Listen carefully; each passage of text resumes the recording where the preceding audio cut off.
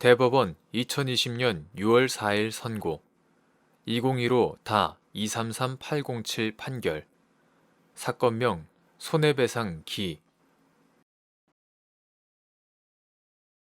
판시사항 1. 정부에 대한 비판 자체를 원천적으로 배제하려는 공권력의 행사에 정당성을 인정할 수 있는지 여부. 소극. 국가 배상 책임을 인정하기 위한 요건으로서 법령 위반의 의미 및 공무원의 행위가 객관적인 정당성을 결여하고 있는 경우가 이에 포함되는지 여부. 적극.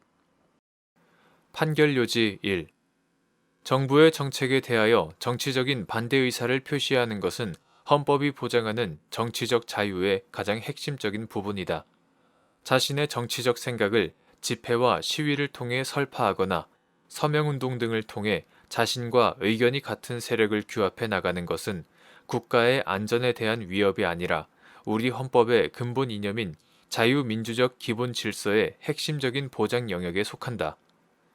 정부에 대한 비판에 대하여 합리적인 홍보와 설득으로 대처하는 것이 아니라 비판 자체를 원천적으로 배제하려는 공권력의 행사는 대한민국 헌법이 예정하고 있는 자유민주적 기본 질서에 부합하지 아니하므로 정당성을 인정할 수 없다. 그러나 공무원의 행위를 원인으로 한 국가 배상 책임을 인정하려면 공무원이 직무를 집행하면서 고의 또는 과실로 법령을 위반하여 타인에게 손해를 입힌 때라고 하는 국가배상법 제2조 제1항의 요건이 충족되어야 한다. 여기서 법령을 위반하여 라고 함은 엄격하게 형식적 의미의 법령에 명시적으로 공무원의 행위 의무가 정하여져 있음에도 이를 위반하는 경우만을 의미하는 것은 아니고 인권 존중, 권력 남용 금지, 신의 성실과 같이 공무원으로서 마땅히 지켜야 할 준칙이나 규범을 지키지 아니하고 위반한 경우를 비롯하여 널리 그 행위가 객관적인 정당성을 결여하고 있는 경우를 포함한다. 판시사항 2. 국가기관이 자신이 관리 운영하는 홈페이지에 게시된 글에 대하여 정부의 정책에 찬성 또는 반대하는 내용인지에 따라 선별적으로 삭제 여부를 결정하는 것이 허용되는지 여부. 원칙적 소극. 판결 요지 2. 일반적으로 국가기관이 자신이 관리 운영하는 홈페이지에 게시된 글에 대하여 정부의 정책에 찬성하는 내용인지 반대하는 내용인지에 따라 선별적으로 삭제 여부를 결정하는 것은 특별한 사정이 없는 한 국민의 기본권인 표현의 자유와 자유민주적 기본 질서에 배치되므로 허용되지 않는다. 판시사항 3. 해군 본부가 해군 홈페이지 자유 게시판에 게시된 제주 해군기지 건설 사업에 반대하는 취지의 항의글 100여 건을 삭제하는 조치를 취하자 항의글을 게시한 갑 등이 국가를 상대로 손해배상을 구한 사안에서 위 삭제 조치가 객관적 정당성을 상실한 위법한 직무 집행에 해당한다고 보기 어렵다고 한 사례. 판결 요지 3. 해군 본부가 해군 홈페이지 자유 게시판에 집단적으로 게시된 제주 해군기지 건설 사업에 반대하는 취지의 항의글 100여 건을 삭제하는 조치를 취하자 항의글을 게시한 갑 등이 위 조치가 위법한 직무 수행에 해당하며 표현의 자유 등이 침해되었다고 주장하면서 국가를 상대로 손해배상을 구한 사안에서 해군 홈페이지 자유 게시판이 정치적 논쟁의 장이 되어서는 안 되는 점, 위와 같은 항의글을 게시한 행위는 정부 정책에 대한 반대 의사 표시이므로 해군 인터넷 홈페이지 운영 규정에서 정한 게시글 삭제 사유인 정치적 목적이나 성향이 있는 경우에 해당하는 점, 해군 본부가 집단적 항의글이 위 운영 규정 등에서 정한 삭제 사유에 해당한다고 판단한 것이 사회 통념상 합리성이 없다고 단정하기 어려운 점, 반대 의견을 표출하는 항의 시위의 1차적 목적은 달성되었고 현행법상 국가기관으로 하여금 인터넷 공간에서의 항의 시위의 결과물인 게시글을 영구히 또는 일정 기간 보존하여야 할 의무를 부과하는 규정은 없는 점 등에 비추어 위 삭제 조치가 객관적 정당성을 상실한 위법한 직무 집행에 해당한다고 보기 어려운데도 이와 달리 본 원심 판단에 법리 오해에 잘못이 있다고 한 사례. 대법원 2020년 6월 4일 선고 2016타 241515 241-522 판결 사건명 손해배상 등, 퇴직금.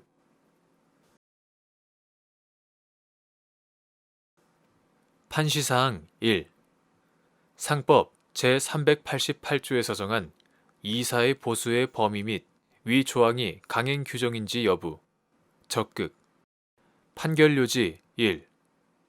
상법 제388조는 이사의 보수는 정관에 그 액을 정하지 아니한 때에는 주주총회의 결의로 이를 정한다 라고 규정하고 있고, 위 규정의 보수에는 연봉, 수당, 상여금 등 명칭을 불문하고 이사의 직무 수행에 대한 보상으로 지급되는 모든 대가가 포함된다.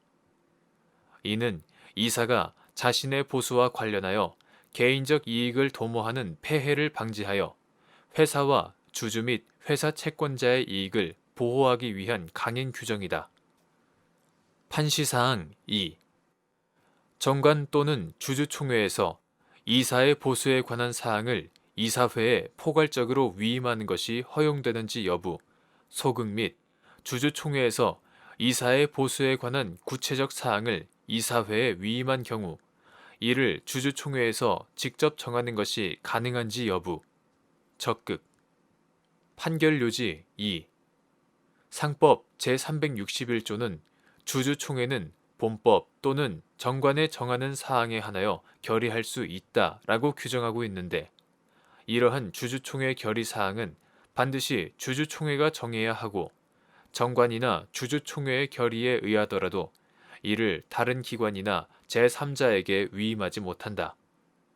따라서 정관 또는 주주총회에서 임원의 보수총액 내지 한도액만을 정하고 개별 이사에 대한 지급액 등 구체적인 사항을 이사회에 위임하는 것은 가능하지만 이사의 보수에 관한 사항을 이사회에 포괄적으로 위임하는 것은 허용되지 아니한다. 그리고 주주총회에서 이사의 보수에 관한 구체적 사항을 이사회에 위임한 경우에도 이를 주주총회에서 직접 정하는 것도 상법이 규정한 권한의 범위에 속하는 것으로서 가능하다. 판시사항 3.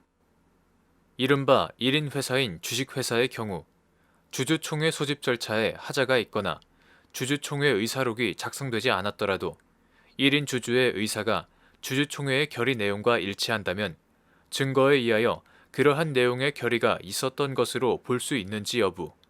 적극. 및 1인 회사가 아닌 주식회사의 경우 주주총회에 의결 정족수를 충족하는 주식을 가진 주주들이 동의하거나 승인하였다는 사정만으로 주주총회에서 그러한 내용의 결의가 이루어질 것이 명백하다거나 그러한 내용의 결의가 있었던 것과 마찬가지로 볼 수 있는지 여부. 원칙적 소극. 판결요지 3. 주식회사의 총주식을 한 사람이 소유하는 이른바 1인 회사의 경우에는 그 주주가 유일한 주주로서 주주총회에 출석하면 전원총회로서 성립하고 그 주주의 의사대로 결의가 될 것이 명백하다. 이러한 이유로 주주총회 소집 절차에 하자가 있거나 주주총회 의사록이 작성되지 않았더라도 1인 주주의 의사가 주주총회의 결의 내용과 일치한다면 증거에 의하여 그러한 내용의 결의가 있었던 것으로 볼 수 있다. 그러나 이는 주주가 1인인 1인 회사에 한하여 가능한 법리이다. 1인 회사가 아닌 주식회사에서는 특별한 사정이 없는 한 주주총회에 의결 정족수를 충족하는 주식을 가진 주주들이 동의하거나 승인하였다는 사정만으로 주주총회에서 그러한 내용의 결의가 이루어질 것이 명백하다거나 또는 그러한 내용의 주주총회 결의가 있었던 것과 마찬가지라고 볼 수는 없다.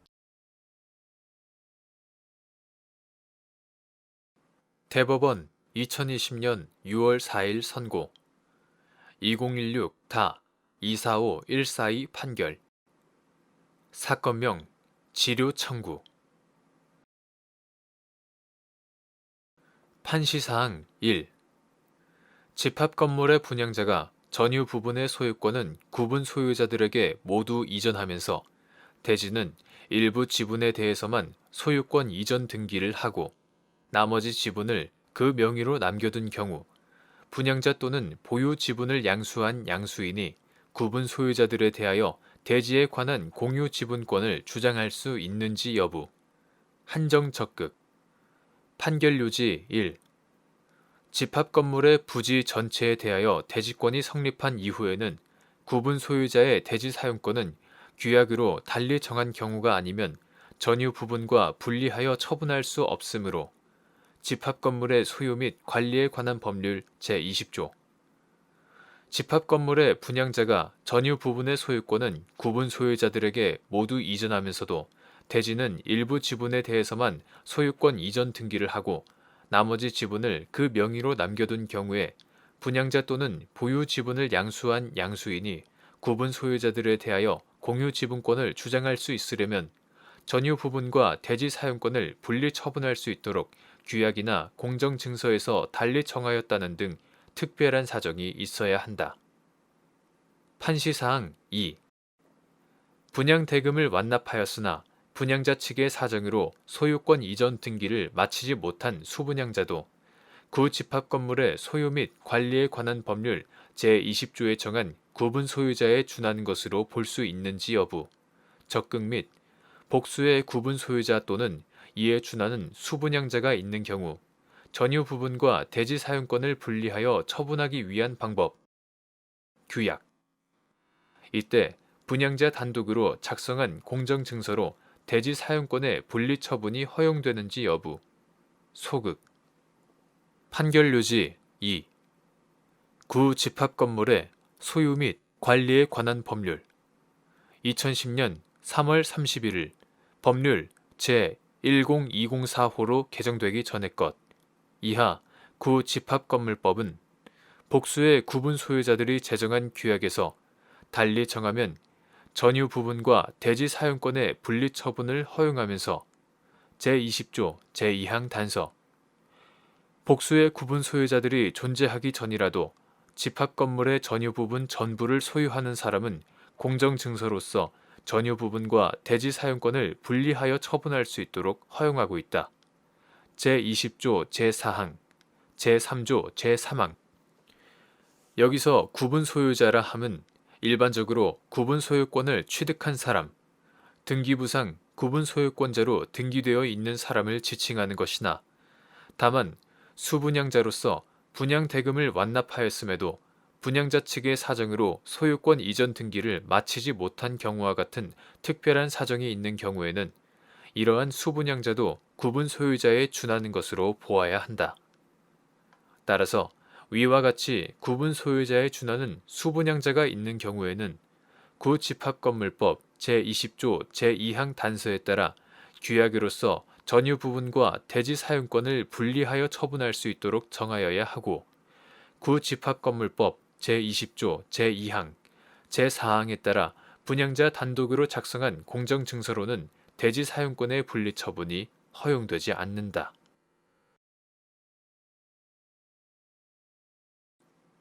대법원 2020년 6월 11일 선고 2017다 206670 판결 사건명 임금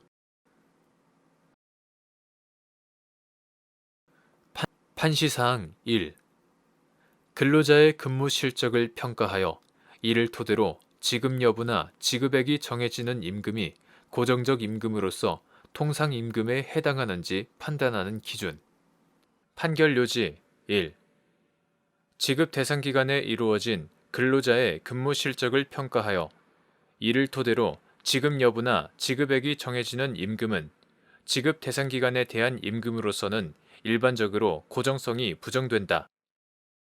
그러나 근무 실적에 관하여 최하 등급을 받더라도 일정액을 지급하는 경우와 같이 최소한도의 지급이 확정되어 있다면 그 최소한도의 임금은 고정적 임금이라고 할 수 있다.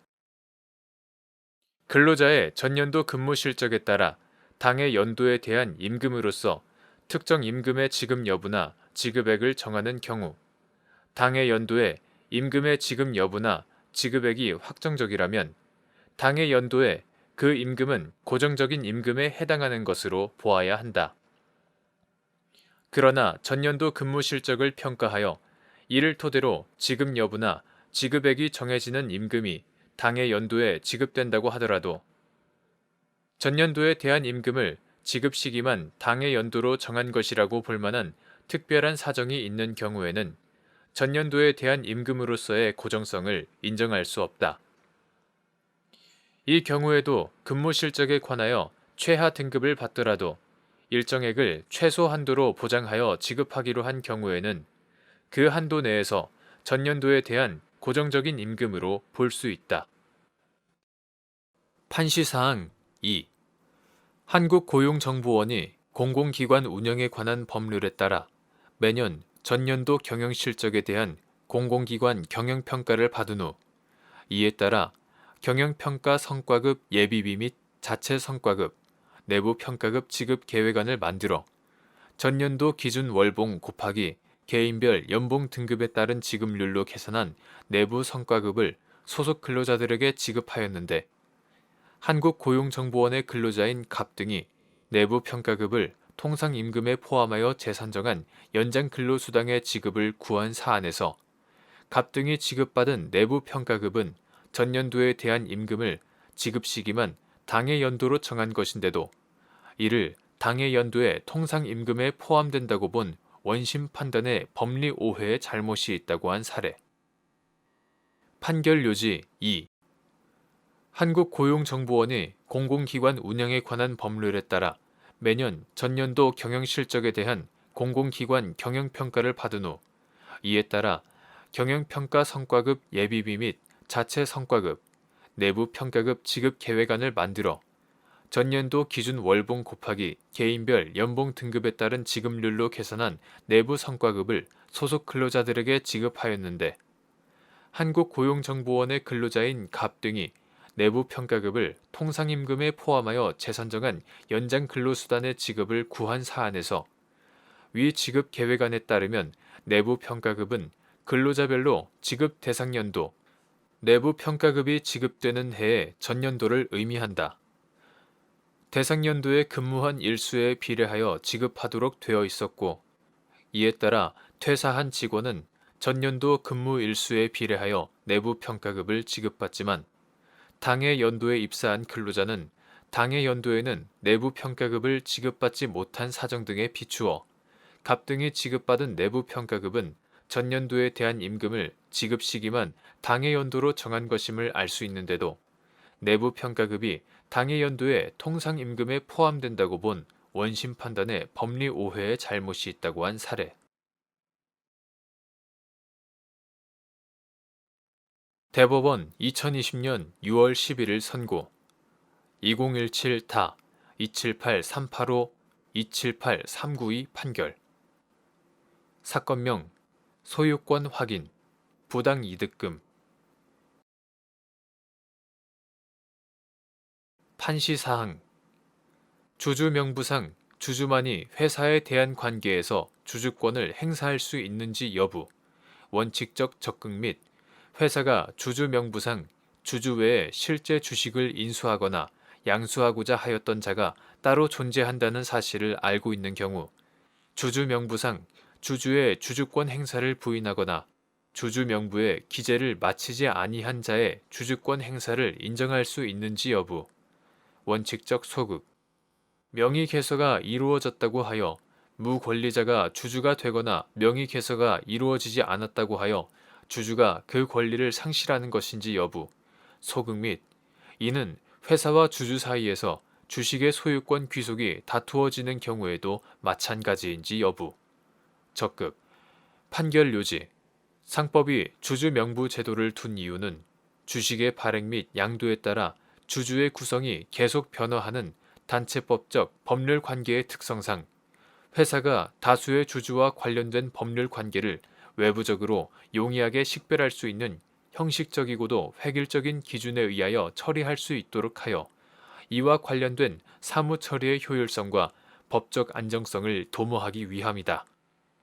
이는 주식의 소유권 귀속에 관한 회사 이외의 주체들 사이의 권리 관계와 주주의 회사에 대한 주주권 행사 국면을 구분하여 후자에 대하여는 주주 명부상 기재 또는 명의 개서의 특별한 효력을 인정하는 태도라고 할 것이다.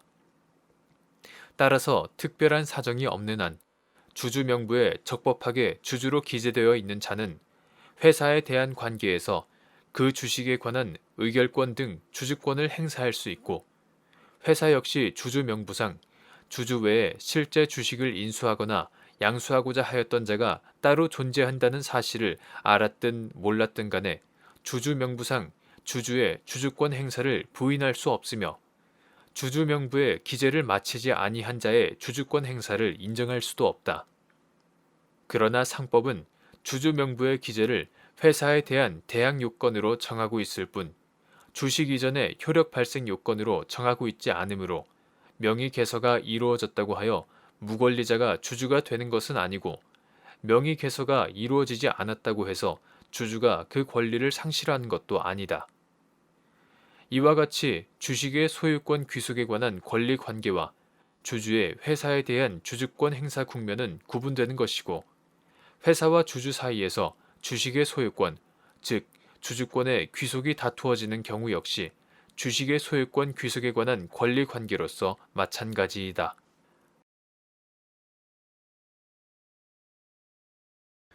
6. 대법원 2020년 7월 9일 선고 2020타 202821 판결 사건명 기타 금전 판시사항 1. 당사자가 표시한 문헌에 의하여 객관적인 의미가 명확하게 드러나지 않는 경우 법률 행위의 해석 방법. 조건을 붙이고자 하는 의사는 외부에 표시되어야 하는지 여부. 적극. 및 이를 인정하기 위한 요건. 판결 요지 1. 법률 행위의 해석에 있어 당사자가 표시한 문헌에 의하여 객관적인 의미가 명확하게 드러나지 않는 경우에는 문헌의 형식과 내용, 법률 행위가 이루어진 동기 및 경위, 당사자가 법률 행위에 의하여 달성하려는 목적과 진정한 의사, 거래의 관행 등을 종합적으로 고려하여 사회 정의와 형평의 이념에 맞도록 논리와 경험의 법칙, 그리고 사회 일반의 상식과 거래의 통념에 따라 합리적으로 해석하여야 한다. 한편 조건은 법률 행위 효력의 발생 또는 소멸을 장래 불확실한 사실의 발생 여부에 따라 좌우되게 하는 법률 행위의 부관이고, 법률 행위에서 효과의사와 일체적인 내용을 이루는 의사표시 그 자체이다. 조건을 붙이고자 하는 의사는 법률 행위의 내용으로 외부에 표시되어야 하고, 조건을 붙이고자 하는 의사가 있는지는 의사표시에 관한 법리에 따라 판단하여야 한다. 조건을 붙이고자 하는 의사가 외부에 표시되었다고 인정하려면 법률 행위가 이루어진 동기와 경위, 법률 행위에 의하여 달성하려는 목적, 거래의 관행 등을 종합적으로 고려하여 법률 행위 효력의 발생 또는 소멸을 장래의 불확실한 사실의 발생 여부에 따라 좌우되게 하려는 의사가 인정되어야 한다. 판시사항 2. 갑과 을이 빌라 분양을 갑이 대행하고 수수료를 받기로 하는 내용의 분양 전속 계약을 체결하면서 특약 사항으로 분양 계약 기간 완료 후 미분양 물건은 갑이 모두 인수하는 조건으로 한다라고 정한 사안에서, 위 특약 사항은 갑이 분양 계약 기간 만료 후 미분양 세대를 인수할 의무를 부담한다는 계약의 내용을 정한 것에 불과하고, 이와 달리 계약의 효력 발생이 좌우되게 하려는 법률 행위의 부관으로서 조건을 정한 것이라고 보기 어렵다고 한 사례. 판결 요지 2. 갑과 을이 빌라 분양을 갑이 대행하고 수수료를 받기로 하는 내용의 분양 전속 계약을 체결하면서 특약 사항으로 분양 계약 기간 완료 후 미분양 물건은 갑이 모두 인수하는 조건으로 한다라고 정한 사안에서, 위 특약 사항은 인수하는 조건이라는 문헌을 사용하고 있기는 하나 그 자체만으로 당사자가 조건을 붙여 효력 발생이 좌우되게 하려는 계약의 내용이 특정되어 있지 아니한 점, 오히려 인수하는 조건이라는 문헌은 미분양 세대의 인수에 따라 계약의 효력 발생이 좌우되게 하려는 의사라기보다는 단순히 이를 계약의 내용 중 하나로 정한다는 의미로 사용되었다고 볼 소지가 큰 점. 위 특약 사항을 둔 이유가 분양 계약 기간이 만료되었음에도 미분양 세대가 있는 경우 갑이 이를 인수할 의무를 부담하도록 하기 위함이지, 갑이 미분양 세대를 인수하지 아니할 경우 조건이 성취되지 않은 것으로 보아 수수료 전부를 포기하게 할 의사였다고 보기는 어려운 점. 갑이 빌라 분양을 전부 완료하지 못한 채 계약이 중단된 경우에도 갑이 이미 분양하거나 인수한 세대만큼 을의 이익이 된다면 신의 측에 비추어 갑에게 적어도 그에 상응하는 수수료를 지급하도록 하는 것이 옳은 점을 종합하면 위 특약사항은 갑이 분양 계약 기간 만료 후 미분양 세대를 인수할 의무를 부담한다는 계약의 내용을 정한 것에 불과하고 계약의 효력 발생이 좌우되게 하려는 법률 행위의 부관으로서 조건을 정한 것이라고 보기는 어려운데도 이와 달리 본 원심 판단에 법리 오해의 잘못이 있다고 한 사례.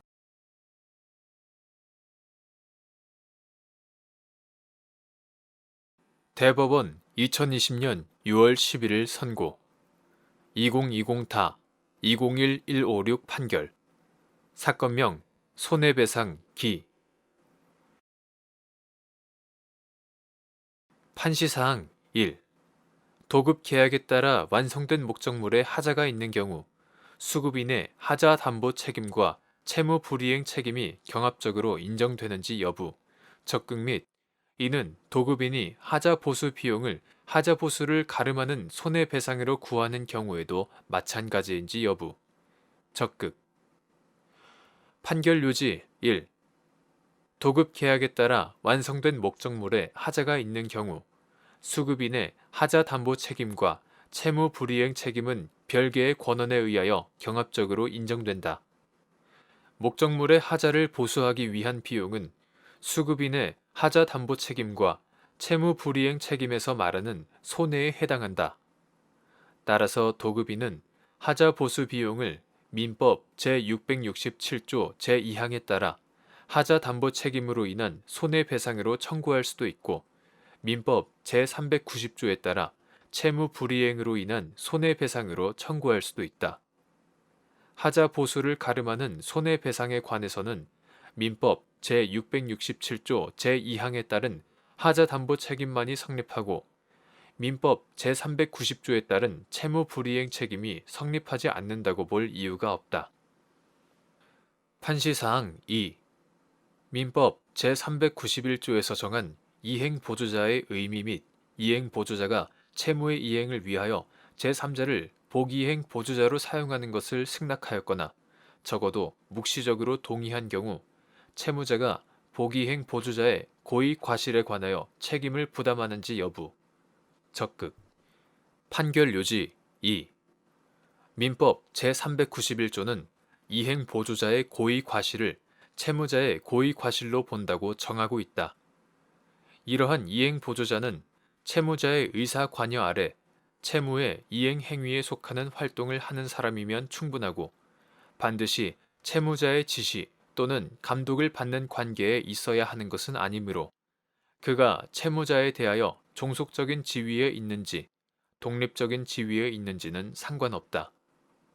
이행 보조자가 채무의 이행을 위하여 제3자를 복이행 보조자로 사용하는 경우에도 채무자가 이를 승낙하였거나 적어도 묵시적으로 동의한 경우 채무자는 복이행 보조자의 고의 과실에 관하여 민법 제391조에 따라 책임을 부담한다고 보아야 한다.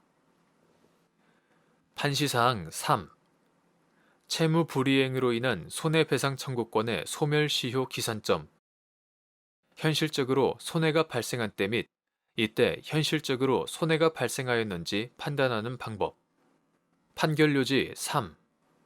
소멸시효는 권리를 행사할 수 있는 때부터 진행한다.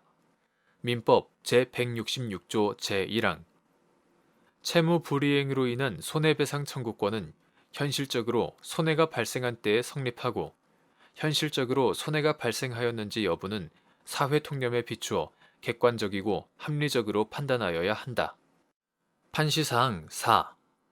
갑 주식회사가 잠수함 건조 계약에 따라 해군에 인도한 잠수함의 추진 전동기에서 이상 소음이 발생하자 국가, 해군이 갑 회사를 상대로 계약의 불완전 이행으로 인한 손해배상을 구한 사안에서 국가, 해군의 손해가 현실적으로 발생한 때는 추진 전동기에서 이상 소음이 처음 발생한 때 또는 사단법인 한국선급과 국방기술품질원이 추진 전동기의 고장 원인에 대한 보고서를 작성하여 제출한 때이고 그때부터 소멸시효가 진행한다고 한 사례. 판결 요지 4. 갑 주식회사가 잠수함 건조 계약에 따라 해군에 인도한 잠수함의 추진 전동기에서 이상 소음이 발생하자 이에 국가 해군이 갑 회사를 상대로 계약의 불완전 이행으로 인한 손해배상을 구한 사안에서 갑 회사가 해군의 잠수함을 인도한 후 항해 훈련 전에는 이상 소음이 발생하였다고 볼 자료가 없는 점, 추진 전동기의 하자는 사단법인 한국선급과 국방기술품질원이 고장 원인에 대한 보고서를 작성하여 국방기술품질원장에게 제출함으로써 밝혀진 점 등에 비추어 국가 해군의 손해가 현실적으로 발생한 때는 추진 전동기에서 이상 소음이 처음 발생한 때 또는 사단법인 한국선급과 국방기술품질원이 추진 전동기의 고장 원인에 대한 보고서를 작성하여 제출한 때이고 그때부터 소멸시효가 진행한다고 한 사례. 대법원 2020년 6월 11일자 2020마 5263 결정 사건명 주주총회 소집 허가 판시사항 채무자가 채무담보 목적으로 주식을 채권자에게 양도하여 채권자가 주주 명부상 주주로 기재된 경우 주주로서 주주권을 행사할 수 있는 사람 양수인 및 이 경우 회사가 양수인의 주주권 행사를 부인할 수 있는지 여부 소극 결정요지 1. 채무자가 채무담보 목적으로 주식을 채권자에게 양도하여 채권자가 주주 명부상 주주로 기재된 경우 그 양수인이 주주로서 주주권을 행사할 수 있고 회사 역시 주주 명부상 주주인 양수인의 주주권 행사를 부인할 수 없다. 판시사항 2. 갑 주식회사의 주주 명부상 발행주식 총수의 3분의 2 이상을 소유한 주주인 을이 상법 제366조 제2항에 따라 법원에 임시주주총회에 소집 허가를 신청한 사안에서 갑 회사는 을이 주식의 양도담보권자인데 피담보 채무가 변제로 소멸하여 더 이상 주주가 아니라고 주장하나 주식의 반환을 청구하는 등의 조치가 없는 이상 을은 여전히 주주라는 등의 이유로 위 신청을 인용한 원심 결정이 정당하다고 한 사례. 결정요지 2. 갑 주식회사의 주주 명부상 발행 주식 총수의 3분의 2 이상을 소유한 주주인 을이 상법 제366조 제2항에 따라 법원에 임시주주총회에 소집 허가를 신청한 사안에서 갑 회사는 을이 주식의 양도담보권자인데 피담보 채무가 변제로 소멸하여 더 이상 주주가 아니므로 위 임시주주총회 소집 허가 신청이 권리남용에 해당한다고 주장하나 을에게 채무 담보 목적으로 주식을 양도하였더라도 주식의 반환을 청구하는 등의 조치가 없는 이상 을은 여전히 주주이고 갑 회사가 주장하는 사정과 제출한 자료만으로는 을이 주주가 아니라거나 임시주주총회 소집 허가 신청이 권리남용에 해당한다고 볼 수 없다는 이유로 위 신청을 인용한 원심 결정이 정당하다고 한 사례. 판시사항 3. 항고법원이 변론을 열거나 이해관계인을 신문하지 않은 채 서면 심리만으로 결정에 이른 경우 이를 위법하다고 할 수 있는지 여부 원칙적 소극 결정요지 3. 항고법원이 항고사건을 심리할 때 변론을 열거나 이해관계인을 신문할 것인지 여부를 결정하는 것은 항고법원의 자유재량에 속하므로 민사소송법 제134조 특별한 사정이 없는 한 항고법원이 변론을 열거나 이해관계인을 신문하지 않은 채 서면 심리만으로 결정에 이르렀다고 하여 이를 위법하다고 할 수 없다.